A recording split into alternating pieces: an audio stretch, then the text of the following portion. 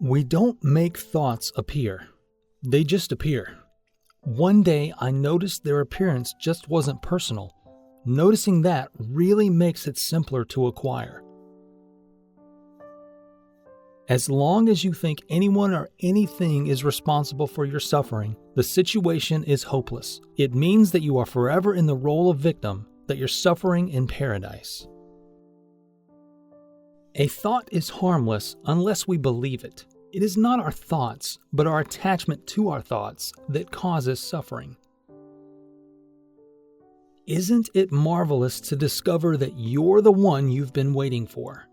That you are your own freedom? I am a lover of what is, not because I'm a spiritual person, but because it hurts when I argue with reality. We're all looking for love, in our confusion until we find our way back to the realization that love is what we already are.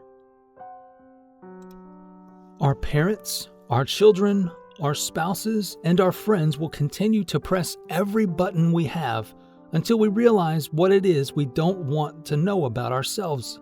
Yet, they will point us to our freedom every time. We can know that reality is good just as it is, because when we argue with it, we experience tension and frustration. When your hand starts to burn, it moves. You don't have to direct it. The hand moves itself. In the same way, once you understand through inquiry that an untrue thought causes suffering, you move away from it. When we stop opposing reality, action becomes simple, fluid, kind, and fearless. Peace doesn't require two people. It requires only one. It has to be you. The problem begins and ends there. Everyone is a mirror image of yourself, your own thinking coming back at you. You are your only hope, because we're not changing until you do.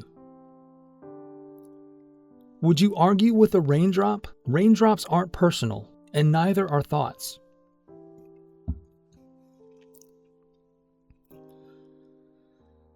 You move totally away from reality when you believe that there is a legitimate reason to suffer.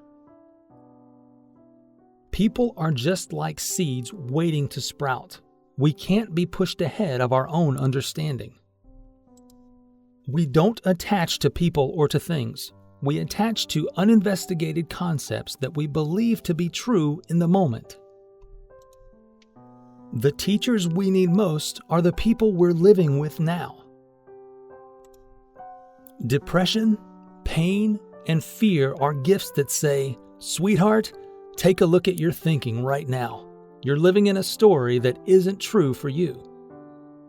When you realize that every stressful moment you experience is a gift that points you to your own freedom, life becomes very kind.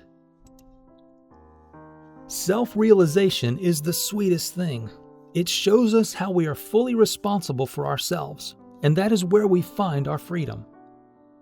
I wasn't always able to live the advice that I so generously held out for others to live. When I realized this, I found myself on equal ground with the people I had judged. Where reality is concerned, there is no what should be. There is only what is, just the way it is, right now. The truth is prior to every story. Reality doesn't wait for our agreement or approval. This is true freedom. A mind that is no longer deceived by itself. When you think that people should be kind to you, the reverse is true. You should be kind to them and to yourself.